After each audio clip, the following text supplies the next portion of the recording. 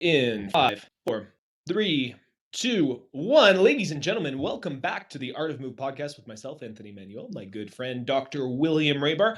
We are still out here in the Canadian Rockies trying to find the grand unified theory of human movement biomechanics and what it means to live as this corporeal physical being on Earth at this time in history, in the cosmos. Indeed. So today we are going to do a little bit of a recap episode of different concepts we found very interesting that kind of overlaid on top of itself. We've talked about the bone tendon insertion model of anatomy, and that kind of had a monkey wrench thrown into it when we interviewed Gil Hedley the last time. We're going to talk about different models of stability proposed by Stu McGill. We're going to talk about a bunch of different things, but before we dive too deep into it, let's just have like a little recap conversation from our conversation. Dude, I listened back to that Gil Hedley episode probably like 6 times already and got a different thing about it every time. What were some big takeaways for you, and what are things that made kind of inspired you to think about on a deeper level?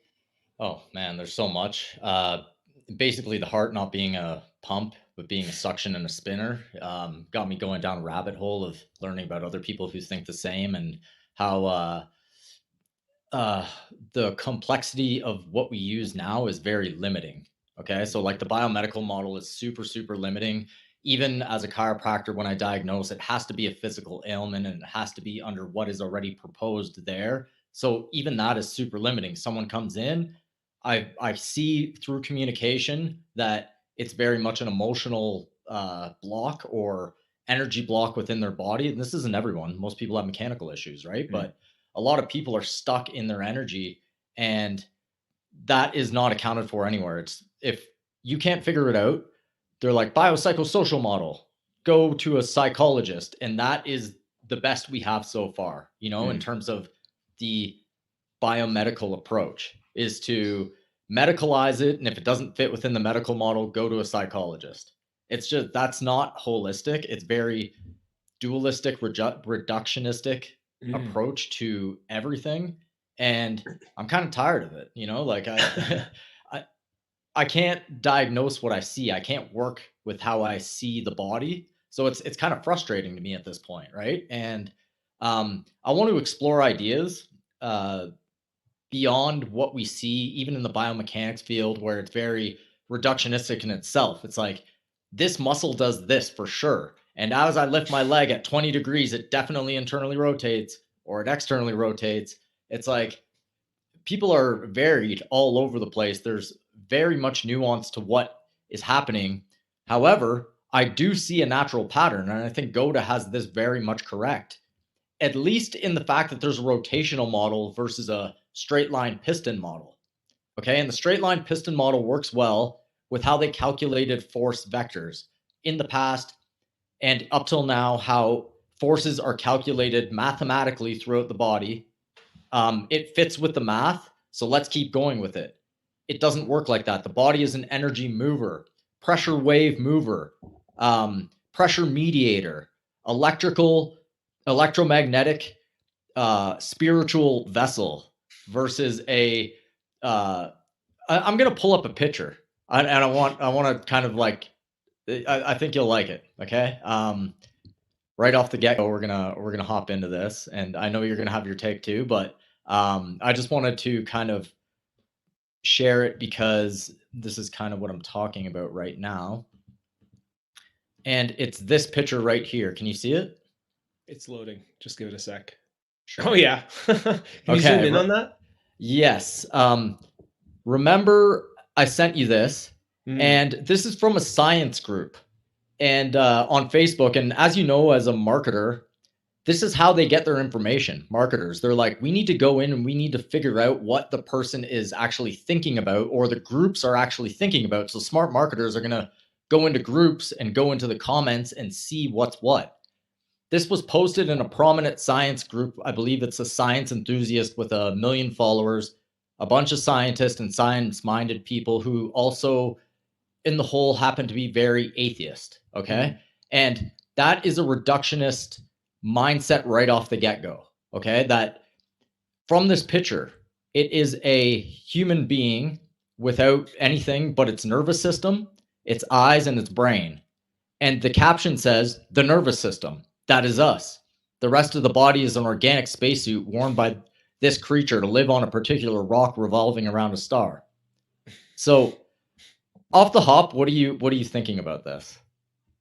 Well, again, it's this idea that it's incredibly reductionist, right? Like it kind of speaks to the fact that we're overly identified with our senses. Obviously, the visual element is very interesting. The fact that they only included the eyes as the only sensory organ attached to the nervous system, and that what you can see is real. That mentality of like the visible is the tangible is the reality. um that it's that reductionistic view of what you are as a being. I mean, if you're discrediting the role of the organic spacesuit that we're wearing in terms of how the nervous system interprets its environment and how it like executes, I just think it's silly. Obviously I think it's silly, but I found it really interesting that the eyes in particular were the one sensory organ that they chose to keep in that illustration, to kind of demonstrate that what you can see is what's making up your reality, is what's making up you, it's what's making up what's real. Yeah, I'd agree with all that. And on top of this, I think, a very uh, reductionist scientific view at this point uh, is that your nerves here are conducting your meat suit. The organic meat over top your muscles and your fascia, or whatever it is in your bones, and it's Mm, moving you through space, allowing you to get through gravity, uh, and that is how it's looked at. And it's very much a philosophical underpinning of materialism, meaning that mhm, you are what your brain is made of. So, a materialist, which is most scientists at this point, would say that if I cut your brain up, if you were living and I cut your brain up, I can find Anthony within this brain. Therefore, you are these nerves. However, what is the overlying, what is uh, conducting this vessel? What is the spirit and soul conducting this vessel? Because I very much look at it like this, and I used to look at it, or what I just said, I look at it like a spiritual soul vessel, where I used to look at it like this meme says, a nervous right. system that is just an organic spacesuit on a particular rock revolving around a star. Can I give my take a little bit on this, because this is Sure, this is very absolutely. very very fascinating to me. So the reason that a lot of people end up becoming materialists when it comes to the brain is because of interesting experiments where, say, someone has a split in their corpus callosum, which is the part of our brain that separates our left and right hemispheres. It allows the left and right hemisphere to communicate with one another. If you split the corpus callosum, there is one part of the brain that is associated and responsible for the outward expression of your personality, but the other side of your brain is still taking in sensory information and seeming to, execute its whole other thing, independent of the side of your brain that is, interacting with the world through the physical body. So there's a seemingly, if you split your brain in two, there are two consciousnesses now. There's one consciousness that is interacting, and there's another one that is taking in sensory information and kind of communicating, but is kind of doing its own thing independent, maybe in a subconscious way. And our brains kind of work like that anyway.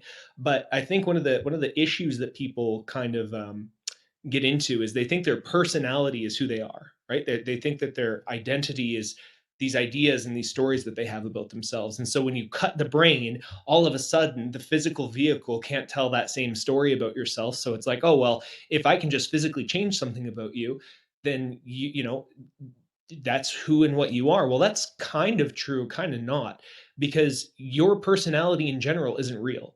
Who you are as a person is just a bunch of ideas that you can change over time. People, that's what personal growth is. That's what neuroplasticity is. You can actually physically change gray matter. I just saw a reel that someone posted where 80% of your gray matter is changeable just through exercise, just through exercising, right? And we know that neuroplasticity is a thing. The physical structure changes all the time.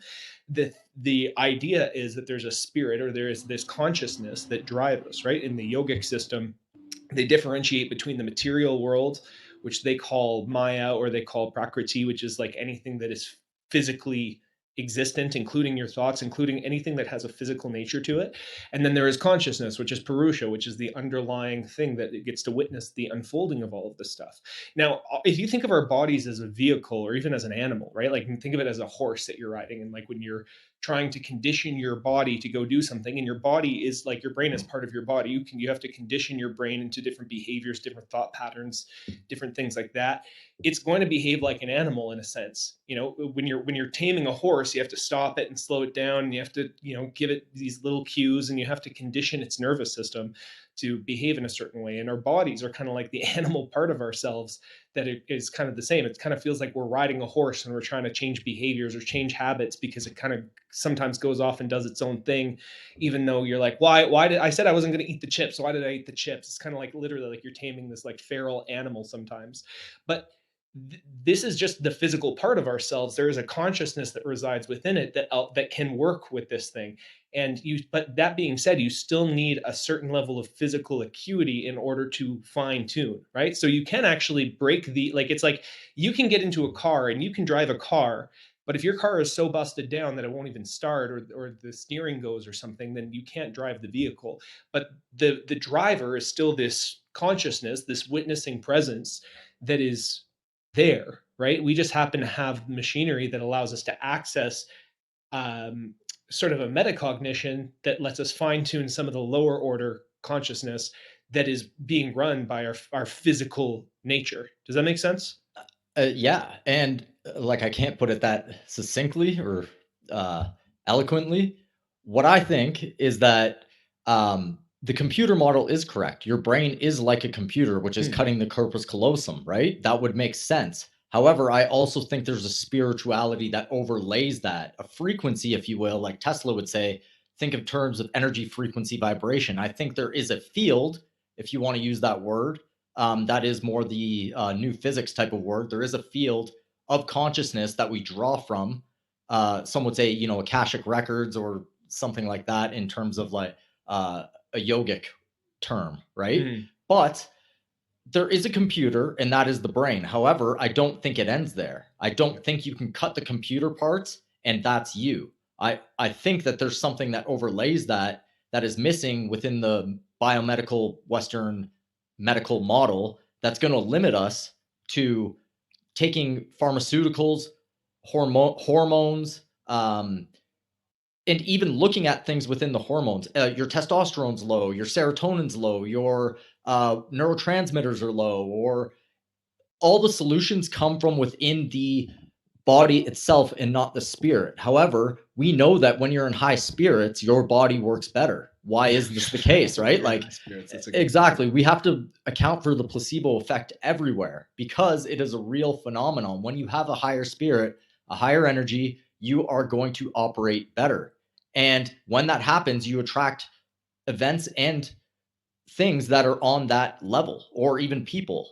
So if you're angry, you're going to attract anger within your life somewhere. It's going to manifest somewhere. Okay. And I am using a, woo woo term, manifest. It doesn't matter. It does happen. And people can see this, right? Like within most people's daily life, you can see this. So I think that in summary, the brain is a computer, the body is a program of that computer. However, you cannot cut your brain and find Will or Anthony. There is a spirituality that overlays us, and we are intelligently designed, according to myself. Yeah, Right? and So, I think like it's funny because for me personally, the Anthony or the Will is a physical phenomenon, right? yeah. Like even the names Anthony and Will, those are socially granted concepts. They're labels that we were given so that we could identify ourselves. And this idea that like where does the you reside? My experience, my spiritual experiences or my mystical experiences in meditation, where I have had moments of egolessness, I have had moments of deep sensory withdrawal where I kind of experience consciousness in the absence of the sense of an identifiable self. And that to me is like, well, that's just the underlying truth underneath everything. That's the witness. That is the same thing. So as far as the ultimate kind of beyond the fray situation, I think we're all sharing the same consciousness. We are the one consciousness experiencing itself in many forms, but the many forms still exist, right? So we still have to acknowledge and respect the fact that, hey, it doesn't matter if there is this singularity consciousness behind everything. And we are like, that does actually help with compassion and, seeing that we're all the same soul kind of, well, soul.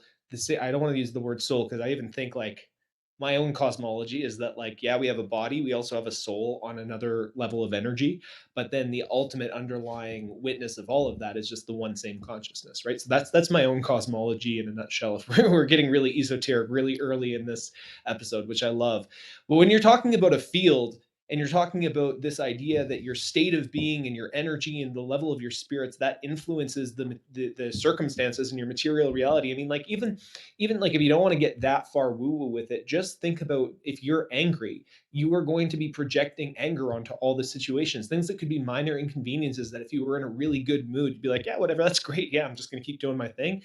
It could be like this devastating, world crushing feeling for you because you're so pissed off that, stubbing your toe would have been like, ooh, that really hurt. When, if you were just in a good mood, is like, you want to flip your fucking couch because you stubbed your toe and you were already angry, right? So we project onto our experience. There's this saying that we don't see the world as it is, we see it as we are.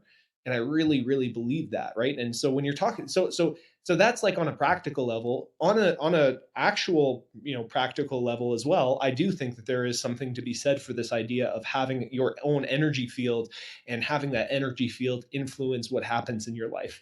When we talked to Gil and we talked about that sort of toroidal field that happens at the heart, and you can actually measure this field of energy based on a person's level of heart coherence, which, just as a refresher, is like when you inhale, your heartbeat increases, and when you exhale, your heartbeat decreases. And when that rhythm is steady, it shows this nice little wave that is smooth, easy, consistent, and that's heart coherence, and that's a measurable energy field of electromagnetic energy around your heart. When you are in heart coherence with another person, there's a level of, like, subconscious nonverbal communication that you can experience. You can share energy with another person. You can communicate at long distances from people, maybe even what some people would say psychically, right? These are all things that are associated with language that is spooky and maybe new age spiritual, but has some very interesting implications if you go into the practical world of it. Like, for example, Gil talking about him meditating and like reversing a reverse C lumbar spine, just without any physical intervention, just with the intention and the presence and the breath and the altering of his state of energy. The state of energy in his physical body changed as well and aligned itself. So there was something to be said where he brought his heart into coherence and his body started to go into coherence. That's why I made this little illustration, this toroidal field affecting the actual tissues of the body as well. There is something to be said for that. I really do think the toroidal field is I guess you can say singularity. Maybe that's not the best word, but fractals come from the toroidal field. Even the figure eight is half the toroidal field. The blood is a spinner. The Achilles goes in on an angle like this in that fractal spin. Watch your pee come out. It's going to come out in a spin, literally. Your pec is coming in on an angle like this and spinning in. Hurricanes, tornadoes. When you watch each part of your run, you can break it down into fractals, like kind of like Goda does, right? They do talk about fractals and how the rotary energy is a fractal system. And it's a fractal of, I think, the toroidal field. Your blood spins within the heart from the rifling, which, I mean, Victor Schoberger, who is the naturalist that Gil Hedley referenced, observed nature, and he observed these things happening within nature. I happen to do I'm not going to say I'm on Victor Schoberger's level, but I do have streams out here which I sit and just watch the water. And I do watch the fractal patterns. And I think that the field works much like water, where you can watch the waves go through the water. That is much like the field of energy on a higher level. And sometimes the water's rough and you'll observe the waves differently. You'll observe the eddies in the water differently. And sometimes the water's calm and you can see the rocks and the flow will go one way and you can watch it go the other way, right? You'll watch that from the bridge in Canmore where you're at, right? Because I saw it the other day. One thing, like imagine a eddy or a vortex in one end of the river and then a vortex in the other end of the river. Maybe the water from this vortex upstream gets into the vortex of the other stream, and that's the communication between the two. Okay. And that would be on the level higher where I was talking about a field, if you will, that is how communication could happen with people on a similar frequency. And I invoke Tesla for frequencies, frequency, vibration. I think Tesla was the true genius of our time, not Elon Musk, but Nikola Tesla. I've been reading more and more and more, going back to his original works, and he's talking electromagnetic frequencies. He's talking, he doesn't talk so much vortex, but they use different language back then, right? Mm-hmm. So I think the toroidal field has something inherent within that is special towards a fractal system within humans. And I'll even invoke, I saw the other day a post about, what is it called? Black holes and it being a toroidal field. Even a black hole is a toroidal field, right? The thought process of toroidal fields is within new physics as well. So are fields, Higgs field, right? Call it what you want. I'll call it a electromagnetic field, being the essence of communication at a distance, or frequency at a distance. That is kind of my spin on it, or how I understand it.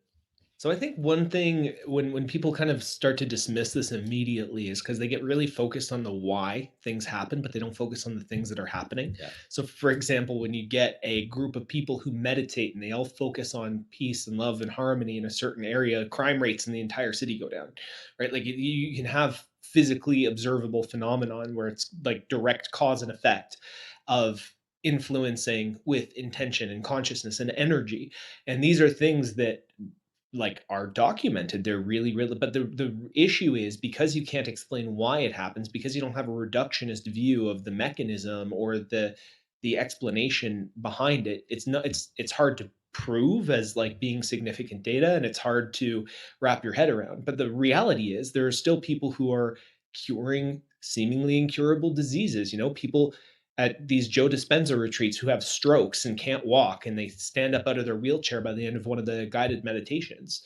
It's these wild radical shifts in physical reality that happen as a result of the manipulation of consciousness. So it's almost like I almost want to stop saying we're trying to find the grand unified theory of just human movement and biomechanics, because Please do. again, yeah, human movement and biomechanics is something that we love talking about and we love considering because it's part of our total experience as a human consciousness. Maybe we're just trying to find the grand unified theory of being a human being.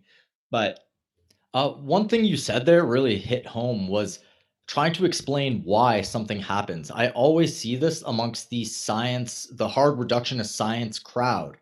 First, they'll be like, do you have a paper to prove that? Like, Anthony, can you prove that praying or meditating in a certain area will reduce the crime rates? Where's your paper? And then they'll go on to take a paper and then explain why, inferring 10 levels down of why something happens. It's amazing to me. And I used to do this as well because I was trained in that paradigm where everything had to have this explanation behind it.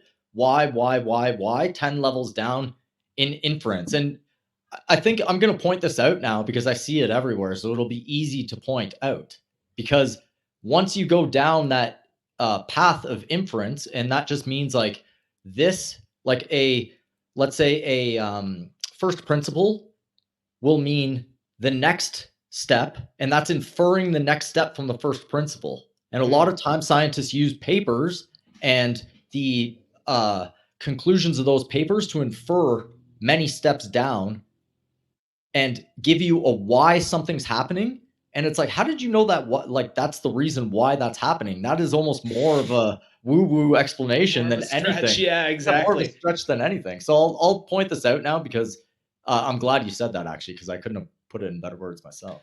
Well, I think you see that happening as a result of, actually, it's funny. I wish you could see. I have this 4K camera going, but I wish you could see the spiral patterns happening in the smoke right now. I can see it. It's pretty neat. Yeah, and you'll see that pattern like literally everywhere. Your nose spirals the air and gets to your lungs. Your blood spirals out of your heart. The spirals happen, like I'm constantly showing spirals. I was just spiraling right now, actually. Right? And it's just an expression. Like I can move around now and the spirals just happen out of my body because that's the Mhm. way my body kind of wants to wind and unwind. You'll actually see on joints like the ligaments of joints, which we can get more deep into because um, basically they're wound. It's a Mhm. winding structure, okay, all the way to the capsule of the let's say joint or the shoulder and hip.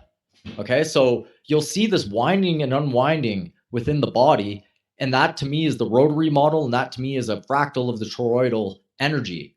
And we're expressing that toroidal energy in the uh, macro, but it's Mhm. also happening within our bodies in the micro, and it's happening all around us within the you know the air as well, right? So I think it's happening in the air, it's happening in the water. Some people vortex their water and believe that that will increase its life or give it more Mhm. life. I'm going to experiment with that. I see it in the rivers. It makes sense. More fish are in healthier rivers with Moving more water. Yeah. vortexes. Okay, so that's a Victor Schauberger observation as well. Yeah. Anything else to pop off that or? Yeah, well, I mean, it's since we're talking about water, even some of the research on how water is affected by intention and words written on bottles, right? I don't know if you've ever seen those frozen water molecule experiments where this fella put different labels on different water and then froze them and like photographed the crystals, but the crystalline structure based on what he said reflected the sort of nature of the word. And if you want to get even more, I'm going to actually pull up an Instagram page here. There's someone named Veda who does very, very specific versions of this work. I've seen a It lot of is people do it. Veda Austin underscore water on Instagram. She has a very, very cool page where she gets like right down to like images. I'm gonna hold it up to the camera here. I don't have my share screen feature right now, but there's a lion drinking water and the crystalline structure is like matches it perfectly. Wow. And she has like hundreds of examples of these where it's specific imagery or it's specific words depicting, like a particular thing.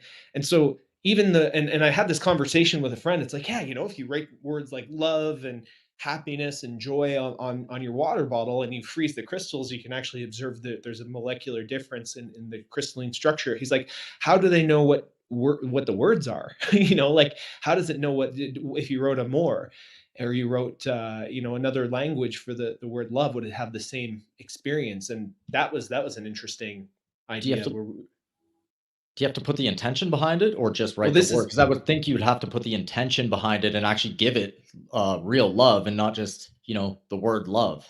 well, and What- that's what kind of what I got into is I think there's a collective understanding that is like you and I probably have different ideas of the word love, right? Based on Mhm. I don't know if you've ever seen the movie Waking Life, but there's this scene where this woman starts saying, it's like, I say the word love, and it hits your ear and goes through this Byzantine conduit of your brain, and it tracks through your memories of love or your lack of love. And you have all these stories associated with it, and all these stories are different from mine. So when I say the word love, how do I know that you understand what I mean? Because you're filtering it through your own experience. But collectively, there is an idea of what love is. And a lot of that is social programming, a lot of that is personal experience. Collectively, there is this idea of what love is, though. Love is a very, very nice feeling. It inspires a lot of caring. It's like investment. It is compassion. It's this deep feeling within our chests. And it is one of the highest human emotions that we can aspire to. And collectively, I think we all know that. So yes, I think words have to have intention behind them when you speak them, when you declare them. Like you can say something that you don't believe and it has no power, but you can declare something with gusto and with intention and with absolute certainty in the veracity of what it is that you're saying. And that statement will resonate with power. It will influence your behavior. It will influence the behavior of others. So words themselves, I think, are inert. However, there's a collective understanding of the meaning of certain words, and there is obviously the personal intention behind the word as well. Uh, I agree with that, and it is very hard because the word love. I think like corporations start to co-opt these things, right? Like Yes. there was a Super Bowl probably 10 to 15 years ago. And I remember watching it and the whole crowd just like flipped their cards up, and the crowd said love. And when that happened, I was like, oh man, like this is like a corporate takeover of the word almost, right? And there's a lot of that going on right now where a lot of these things are used for commercialization, um, and really what it comes down to is, I'm going to say, the way you look at the world, your resonance, your frequency, your acts of service, um, loving, self love, actually not taking selfies so much, but like actually caring for your body, not drinking, not smoking, um, taking breaks, not just being a workhorse. Because I mean, someone could be like, I do love myself. I want to retire later, right? Like, and I'm going to work my ass off now, sacrifice my health, and I'll be better. I'll be able to love myself later, right? Right. And I don't think that actually works. I think you actually have to stay within the frequency. Once you lose whatever frequency it is, not just love, you're going to have to climb back to that frequency at another time, and it's going to be Mm. very difficult to do. But staying in that frequency is also difficult to do living in the modern world. So, um, yeah, I don't know where to go with that with the within biomechanics, but it's just all right? Well, biomechanics is kind of interesting too. One of the concepts that Gil brought up in the last episode was this idea of resisting life, right? And there's this mentality around resistance training and the ability to push through resistance. A lot of the ideas that we talk about is not resisting force; it's aikidoing and like judoing and flowing with the forces thrown at us, and it's working with the flow of life rather than the strength training mentality of overcoming. This overcoming resistance, this overcoming force. And that mentality shift is kind of interesting to me because a lot of us resist the flow of life in general. We sedate ourselves, we distract ourselves, we don't flow with the the challenging emotions and the ego trips that we have to go through as we grow through people, and we do everything that we can to resist the flow of life and the lessons that it has to offer, or we grit our teeth and we fucking bear it, and we force our way through it, and we force our way, and like you said, you sacrifice your health to do the hustle and grind thing, and you absolutely murder yourself. Like I'm working like 12 hours a day or more, but I'm not killing myself doing it either. You know what I mean? A lot of it's creative work, a lot of it is work that I enjoy, and it gives me energy. I feel like imbued with this sense of purpose. I'm also exercising a lot. I eat super fucking healthy food. I don't smoke or drink. I've been drinking a bit of wine here and there with like dinner, but like I don't, I'm not like going out to the club and smashing champagne and getting blitzed every weekend, right? There's this difference in, well, I'm flowing with life and I'm rising to meet the challenge of trying to reach my own potential, but in no way does it feel like I'm like in like interlocked in this waging war against myself and against the circumstances and the brutal harsh nature of life. I feel like I'm accepting the flow of life and I'm just trying to ride these waves. Some waves are huge and daunting and they take me for this ride, and some are just kind of like a little bit more chill and it feels almost like I'm coasting, but I'm flowing with it rather than fighting against it. And that's the mentality shift. I think if we want to relate it back to biomechanics and observing the spiral natures and the transference of force is more the mentality of flowing with the energy of life as opposed to resisting and overcoming it. Okay, so how about this idea? Thought experiment, right? Thought experiment. When you're resisting a lot, like let's say resistance training, you have to go in a linear plane, right? The more weight you put, the more external force you put, the more linear you're going to find yourself. And this is going up and down. This is going in a straight line as well. Same thing. You're going to go hard and you can overcome the resistance with straight force. Mm. Okay. But only for a short period of time. Now, um, the other day I heard uh, somebody who was telling me about their father, like perishing at an early age, right? And having cholesterol all in the heart, and it's from meat, of course, right? Like that's what he's saying. It's from the cholesterol. And what was your father's life like? Well, he worked his ass off since he was a little kid. He grew up in the Depression Mm. and had a hard life, and everything had to be go go go linear and save, be frugal, pound your way through life because everything is hard. So his heart became much like that, right? He ate meat and potatoes. And at that time, probably there was not much processed meat, right? So it's like, uh, did he resist the flow of life? Did his heart calcify and become hard because he had a hard life and he wasn't able to energetically flow, much like what Gil Headley said about the flow in the vortex going through the heart? Is that the case? I Mm. know personally, uh, my father has also had a hard life. He lived on his own since he was 13 and also has the same calcified type of heart and has that very um, he's a super strong guy and very hard-headed in terms of like, I'm going to get this done. This is going to happen, right?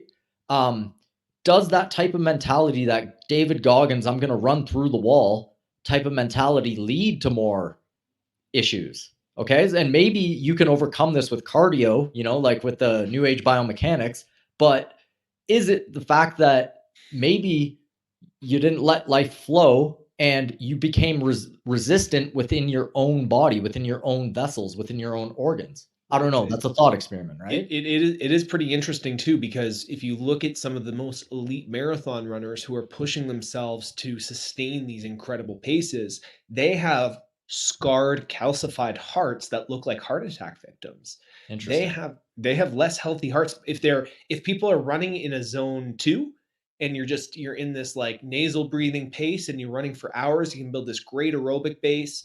It doesn't cause any scarring on the heart tissue. But if you are like marathon runners, like elite marathon runners, ultra marathon runners, some of the best in the world, like there's this book called Born to Run.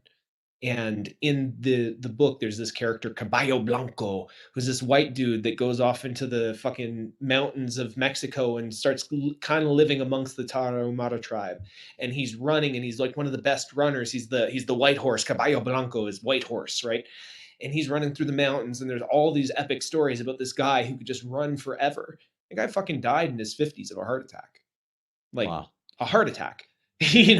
And again, there's this idea of overcoming the resistance. It's like you're yes, on one hand you can get stronger and you can push yourself harder, but that push, that oomph, at least in the case of extreme endurance events, that can cause serious long-term damage to your heart. I'm There's actually really gonna I'm gonna fact check the Caballo Blanco, how old he was exactly when he sure.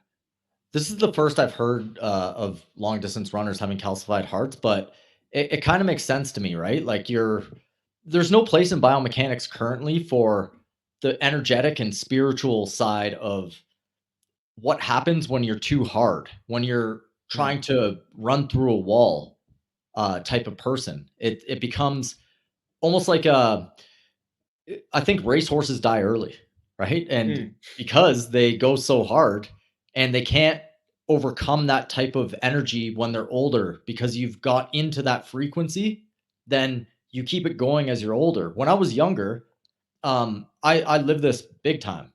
By mm, two groups of friends, both my university friends and my Cairo friends, I independently got nicknamed Extreme by both people without them knowing each other, right? Because I would just do extreme things, and that's just what my nature was. I don't know if I got praise for it or whatnot, but I was always extreme with like sports, with anything. I would just go to the mm, max. And to switch that in my 30s was very, very hard because people are like, oh, it's extreme. There's your label. And keep going, keep going. But to break the David Goggins type of run through the wall mentality and to be softer on your body and to be mm, softer on yourself takes a lot of, I would say, an energetic shift that is very difficult to do because even my body changed into I'm a lot thinner. And at first, when I was like super jacked, people would be like, "You're so skinny. You're so skinny. What's happening?" But right now, my body feels very, very strong. Like I would yeah. say, other than external lifting, maybe I don't even try to do it anymore. But I might even be strong doing that. I'm not sure. But to actually move my body, I feel uh, awkwardly strong.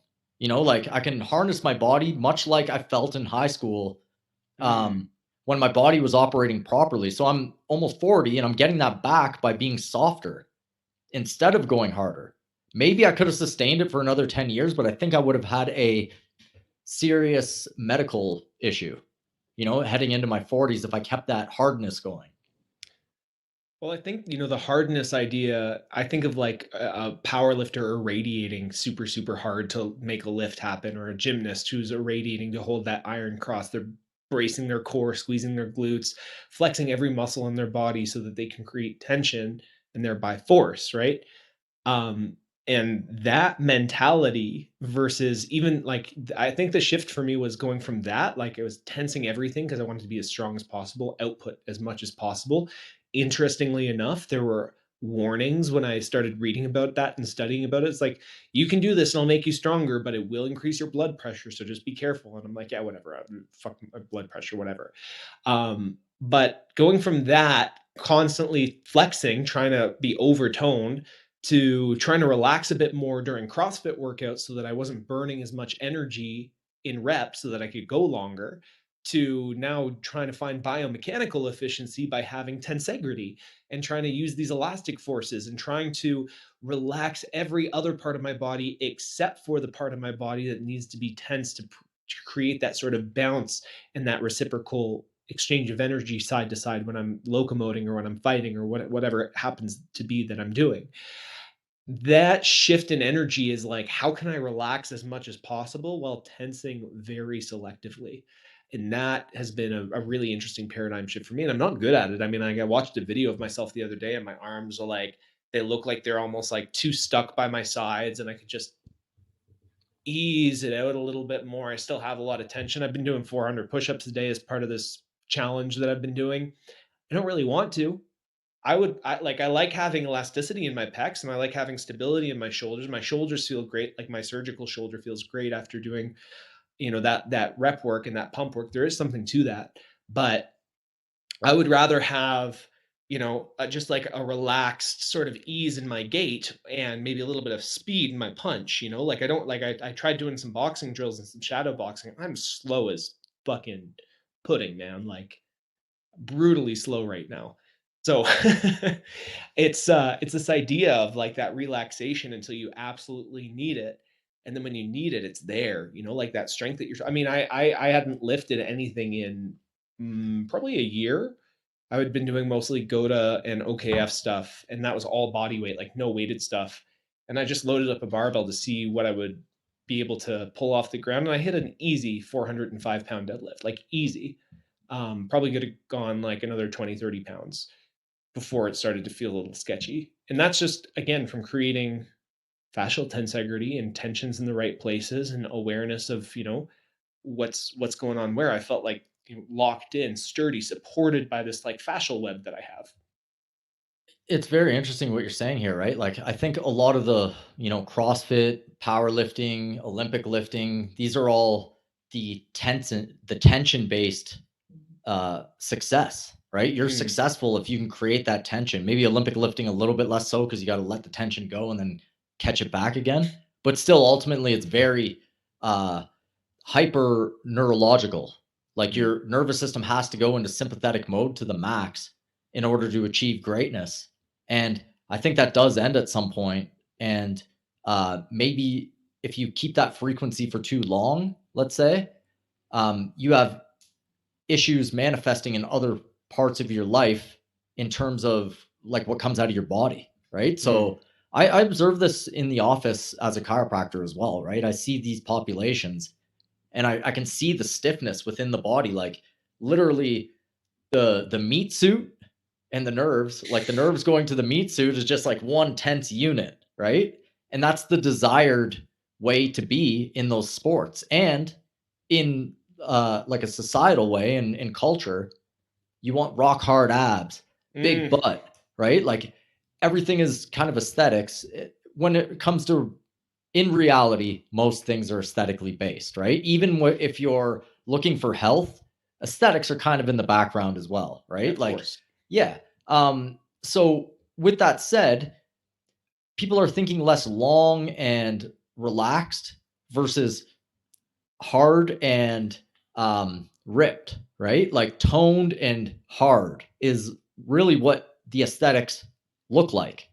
Okay, so it's very hard even on a cultural level, to go the opposite way.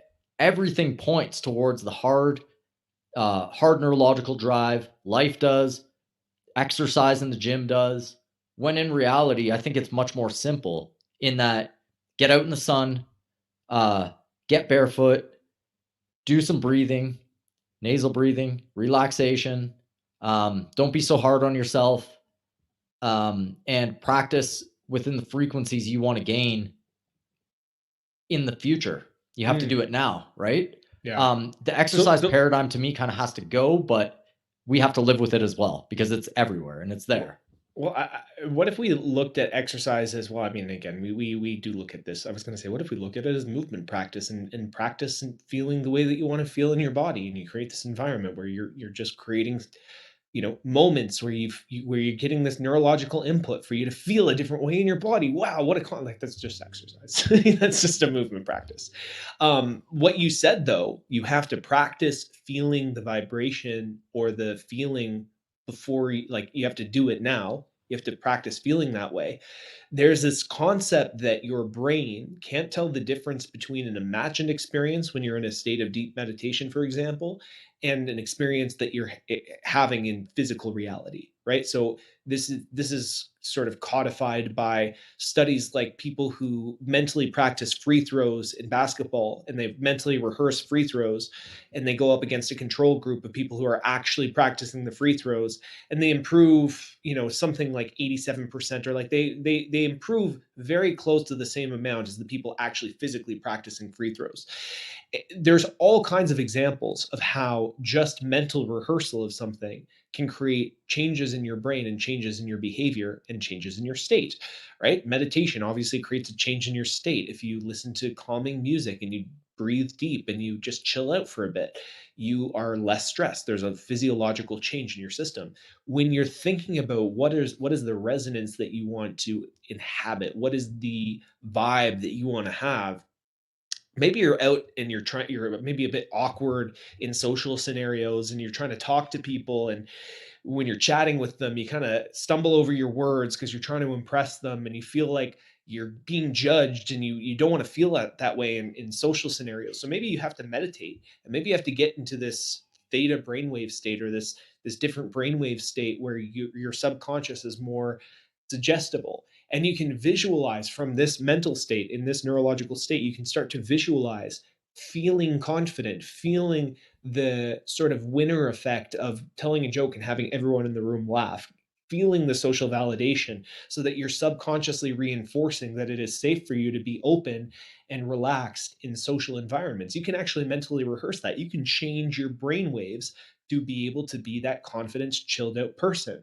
But it requires discipline, right? Either you have to expose yourself to these scenarios over and over again until you gain the skill of chatting people up and having this confidence, or or I guess you could do both. You could go practice in real life, and you could mentally rehearse the feeling of just being chilled out, feeling safe in social environments, creating that winner effect. Do you know what the winner effect is? Are you familiar with that concept? No, please explain. So the winner effect is kind of like if you imagine like two wildebeests on the savannah, right? And there's all the females there, and there's like the young male, and then there's the older male. The older male's the alpha. The younger male comes up and he challenges the older male, and he kind of beats this older male. And as a result of beating this older male in this display of dominance, he has the winner effect. So his testosterone increases, the social approval of all the other animals in the herd just like rise. And conversely, the defeated alpha, the one that was sort of humbled, he has a decrease in these neurotransmitters and these hormones that assert dominance, essentially. And there's this upregulation of dominant, feel good, confidence building hormones when you win, and when you get social approval, and when like if you're a fighter, you're a boxer, you knock someone out, it's the arms up, you open your energy, you feel it's the winner effect, and that creates more confidence, that creates more scenarios. It's the vibration and the resonance of victory, and you can attract more of that. So in the herd example, the new alpha gets all the females, right? and it's the head honcho, and people don't really challenge it. It gets the pick of all the other good stuff. As soon as you have this winner effect, all this other good stuff happens to you, and it feeds back in this loop. It's an upward spiral. That's very interesting stuff. It reminds me of this Mike Tyson talking about his belts, and they mean nothing. Maybe I can bring it up because it is very pertinent to what you just said. I'm gonna pull it up here. By the way, Caballo Blanco, Micah True, died at 58 years old of a heart deformity. Oh, sorry about that. That's all good. For some reason, it does not go to my paid account. Oh, that's all Anyway, here we good. go. I'm gonna buy a Ford now, apparently. You turn up the volume again? Yeah.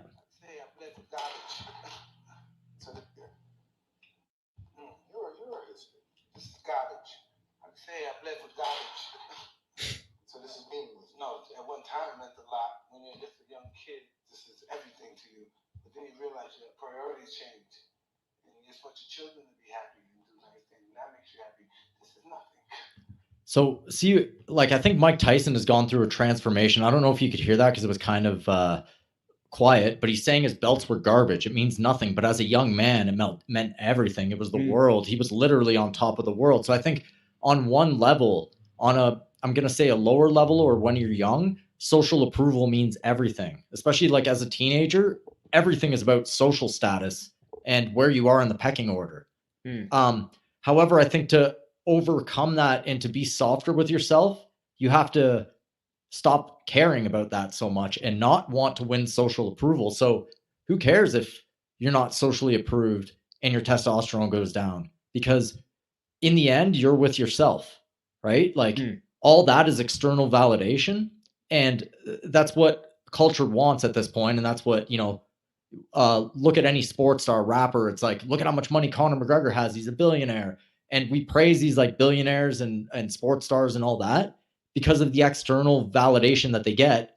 And then through, I guess you can say a cyclical effect, they get more social validation because they brag about their social validation, right? Where Mike Tyson has transcended that in his older age. And he's like, these mean nothing. I'm just me, Mike Tyson right now. And I have to live with myself and I'm on a new path. And I think that's how he actually has transcended levels. Now, I think he could do a little bit more with his breath and his, he needs Brian Mirabella, basically. Mike Tyson needs Brian Mirabella because he needs to set up that podcast. Well, for so long, Custom Auto had him hypnotized into you're a killer, you're this, you're that. Imagine how much into his psyche that is deep down, and how much into the physiology and into the spirit that went. Where switching that in old age, the older you get, the more into your routine and into yourself you get. To switch that physiologically will take a lot of work, right? So maybe mentally he's had that shift. I know he's done a lot of what's it called, ayahuasca and mushrooms, and he really gets into himself. So yeah, I mean, so this is all interesting stuff about how shifts in consciousness can slowly but surely change the physiology of a human being. Like you saw his big old smile, his shoulders were like sloped down, and just like he looked more chill than when he's like, when he was, you see some of his training footage and he's like squared up and he's super tense and he's just explosive, and he has that, right? But when I was talking about earlier, when it's like your body is kind of like the animal that you're riding, it's like taming a horse, right? Like it responds slower to command and to these different ideas. So if you conditioned a horse to, like, you kick it and it fucking sprints, right? You're trying to now condition a horse to kick it and it kind of just trots along.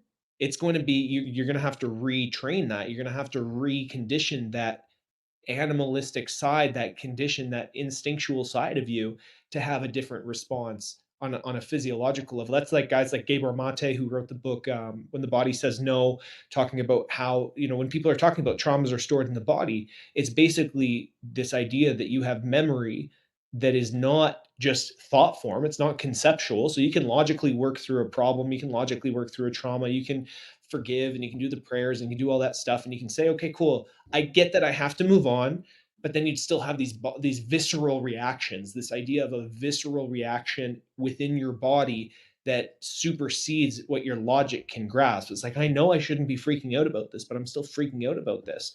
It's because there's something in your body that you need to work out. And you To, can to do tie that by, go ahead. to tie that into what Gil said, actually, that each of the organs has a different frequency. Mm, So, when you have a certain frequency like anger, and you're closed off in your heart center, will that mess with the frequency of your heart? Or when you can't speak because you're shy, or let's say your parents wouldn't let you speak when you're younger and you have to close off your throat, that frequency is going to get decreased. um yeah, it's very interesting, right? I think frequencies have a huge impact in all this, and it's completely looked over in the biomedical model. Well, it's interesting too when like try to notice this. I notice this. I notice that when people get interrupted a lot, or you can tell they want to say something but they aren't saying it, they'll just subconsciously touch their throat. And I don't know what it is, but I've noticed that so much. Like a person will just go and they'll start kind of like fidgeting around their throat if they want to say something but aren't, or if they were just interrupted. Like if they keep getting interrupted, they don't have a chance, they're stifled in some way, they're just like subconsciously touching their throat. Sometimes if a person is feeling personally threatened, they touch just below their solar plexus, right? And I find that interesting too, because that's in Hindu mythology, that's the solar plexus chakra is associated with the personality, the secure sense of personal identification and self. So if a person is feeling like insecure and they're just touching like their stomach or right below their solar plexus, it's like, huh, that's kind of interesting. We subconsciously have these things that we're touching It's based on very based on our energetic insecurities. uh, yeah, that's very interesting. I did spend a lot of time back in the day, um learning about body language. I became fascinated with it. I read everything there was. This is probably like 10 to 15 years ago. Every book that I could put my hands on, every video that was there. Joe Navarro, the FBI book about, what happens during interrogation, CIA books about how they read body language, everything I could get my hands on. And to me, it came down to you have to have a baseline of the individual, but there is tells, like you just said, right? Like, when you're thinking, you'll scratch your chin. When you're uncomfortable, you scratch the back of your head. Why? I'm not sure, right? So you don't know why, but you know that there's something there, right? And if someone scratched the back of their head because there's a fly there, you can misinterpret it, right? Yeah, Or exactly. in like a grand scheme of things, imagine someone that's hurt always closes their body. Mm. Never will you see someone hurt just go like that, right? When you score a goal in the World Cup, you're going to go like this. You're going to open your body to the max. So that's a spectrum, right? And in that spectrum, if your body's open all the time, you're going to mold like that. Just like, with fascia, you'll mold to where you are most of the time. If you're a closed person because of trauma, your job or whatnot, that you'll mold into that. And then by feedback, you might start to exhibit the behaviors that are associated with that, or the spirituality, or the frequencies that are associated with closing off, right? Because maybe you're messing with the tissues and those tissues have frequencies. I don't know. That's a thought experiment as well, right? But it does tie in with the body language. Um, yeah, we should do a podcast just on body language. That'd be We should, amazing yeah, too. absolutely. I'd like to look into it a little bit more because I feel like most of my basis for body language is intuitive. I can read people very well, but not exactly understand what cues I'm picking up on. But I can look at someone and see their body language and be like, I basically know what you're thinking, and not exactly know why I know that they're thinking that, if that makes sense.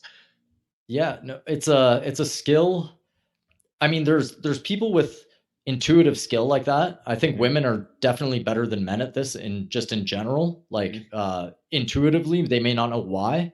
Um, you can learn this stuff, but you may not know why somebody's doing something, right? So you can misinterpret quite a bit. I've learned quite a bit, and my intuition on it has become better from a learned behavior, or from learning it, just because that's how it goes, right? And that's ties back into biomechanics. I think if you emulate behaviors over and over and over again, you can become better intuitively if you use behavior, right? So I think there's not enough emphasis on behavior within biomechanics.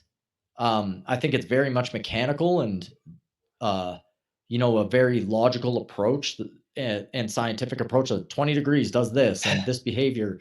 Uh, we don't even look at it in behaviors. So So this is interesting because I think this is actually Nathan from MoveMed's argument, but he has the neurological perception. He still thinks that emotions are a neurological phenomenon. Basically, you have to handle all of the neurological phenomenon that are underpinning your tension holding patterns and your different, and maybe he over articulates. He will use a lot of jargon and use an excessively verbose vernacular to explain concepts that could be explained by, hey, if you have a strong emotion, it's going to make your body move a certain way. So you have to handle that nervous system pattern first, right?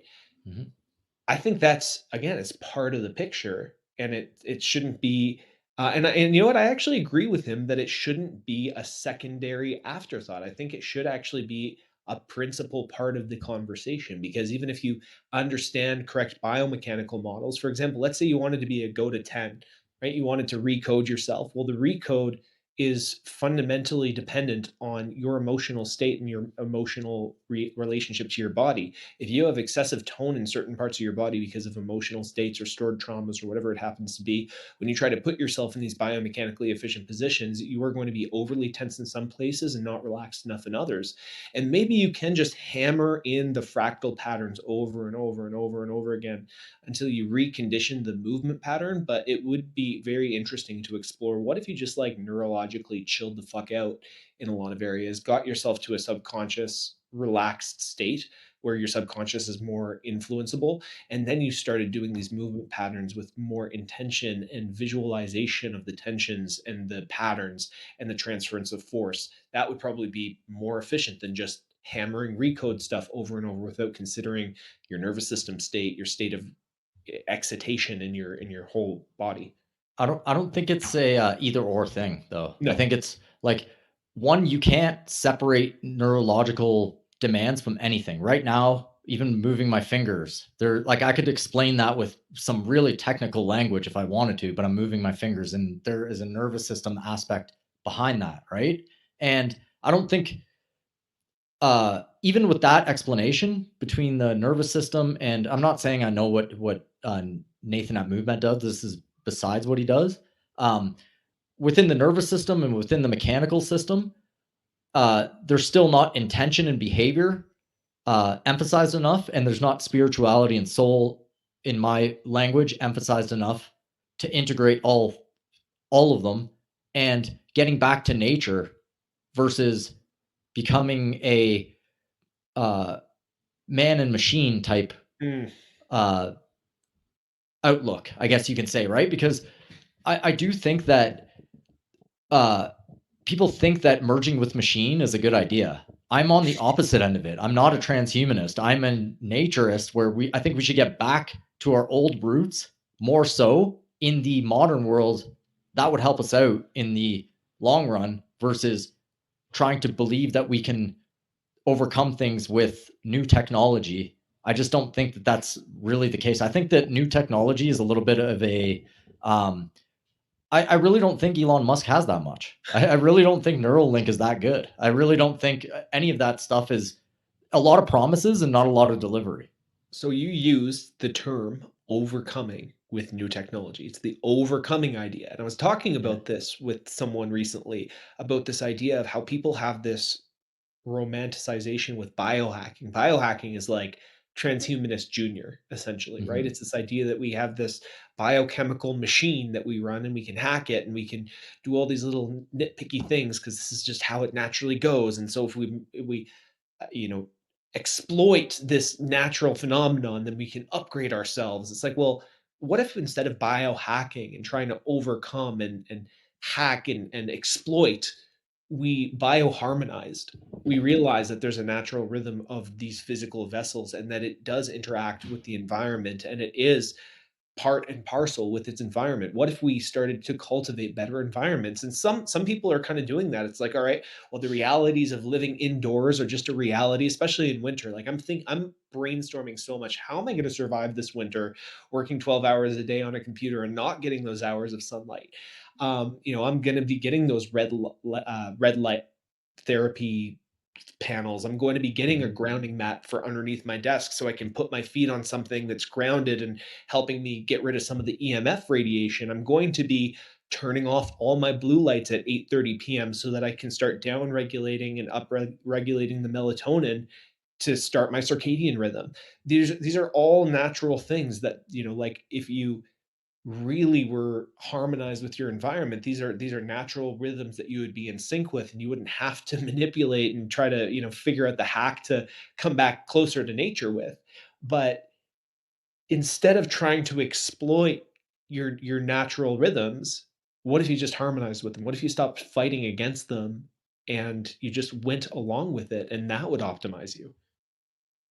I agree there. And people do like, we're in the fortunate scenario where we live in the mountains and have a lot of nature. Unfortunately, it's winter, 6, 7 months a year. Yeah. So we do have to have some hacks. We should talk about that actually. What hacks we use to Mm.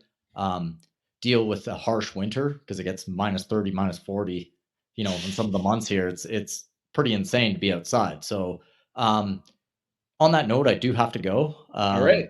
So we can continue this another episode because We I will love this. continue this. This is the start Right? of a very, very long series of conversations. We are shifting the conversation here. If you guys like this episode, please like, comment, share, subscribe, all the good fun stuff. Follow me at The Body Moves on Instagram. Follow Will at The Art of Move. Did I say that twice? No. Body No. Moves. The Body Moves is me. The Art of Move is Will. And we'll catch you on the next episode of the Art of Move podcast. Thank you so much, guys. Have a good one, guys.